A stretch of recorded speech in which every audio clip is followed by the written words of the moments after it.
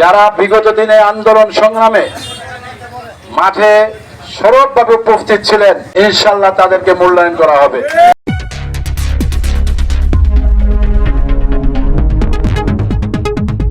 2023 সালে আমাদের দলের ভারপ্রাপ্ত চেয়ারম্যান জনাব তারেক রহমান আগামী দিনে বিএনপির করণীয় কি, বিএনপি ক্ষমতায় আসলে এই দেশের এবং মানুষের জন্য কি করবেন, সেই লিফলেট নিয়ে আমরা আজকে এখানে উপস্থিত হয়েছি মানুষের ধারে প্রান্তে পৌঁছার জন্য।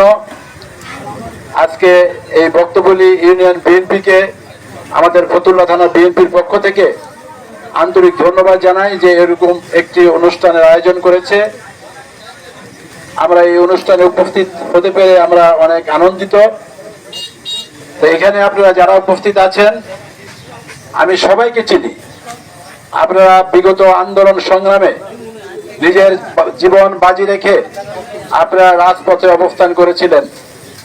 বিশেষ করে বক্তবলী ইউনিয়ন বিএনপি বর্তমানে যারা নেতৃত্বে আছেন, তারা বিগত দিনে আমি দেখেছি আর অনেক দূর হেঁটে যে হাইওয়ে রোডের ভিতরে তারা প্রোগ্রাম করেছে।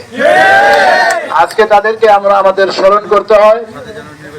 ইনশাআল্লাহ আল্লাহ যদি সহি সালামতে আমাদেরকে বাঁচিয়ে রাখে, বাংলাদেশ জাতীয়তাবাদী দল সরকার গঠন করলে আমরা শুধু বক্তবলী নয়, ফতুল্লা থানা অন্তর্ভুক্ত যতগুলো ইউনিয়ন ওয়ার্ড আছে, যারা বিগত দিনে আন্দোলন সংগ্রামে মাঠে সরবভাবে উপস্থিত ছিলেন, ইনশাআল্লাহ তাদেরকে মূল্যায়ন করা হবে। আজকে হয়তো আপনারা অনেকে মনে চোখ পাচ্ছেন, কারণ আপনারা সামনের কাতার থেকে এখন পিছনে চলে যাচ্ছেন। হাইব্রিড নেতৃত্ব তৈরি হয়েছে, তাদের জন্য সামনে আসতে পারছেন না।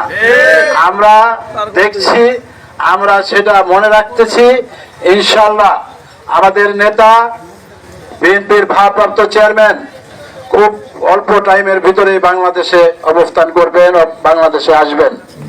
আগামীতে বাংলাদেশ জাতীয়তাবাদী দল সরকার গঠন করলে আমি আবারও আপনাদেরকে প্রতিশ্রুতি দিচ্ছি, যারা বিগত দিনে আন্দোলন সংগ্রাম করেছিলেন আপনাদেরকেও যথাযথভাবে মূল্যায়ন করা হবে ইনশাআল্লাহ।